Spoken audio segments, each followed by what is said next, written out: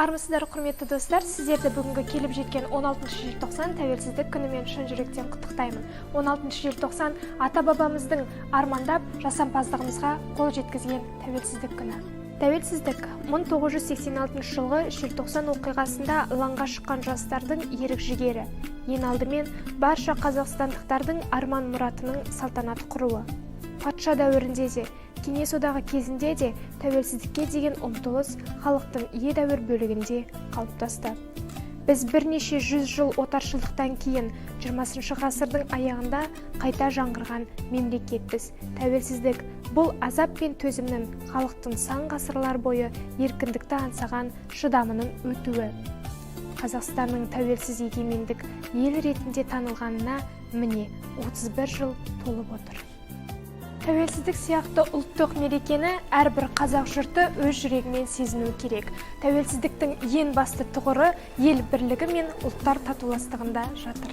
Желтоқсан көтерілісі 1986 жылы 17-19 желтоқсан аралығында Алматыда болған қазақ жастарының кеңестік социалистік республикалар одағының үкіметтік, отаршылдық, әміршілдік әкімшілдік жүйесіне қарсы наразылық іс-қимылдары.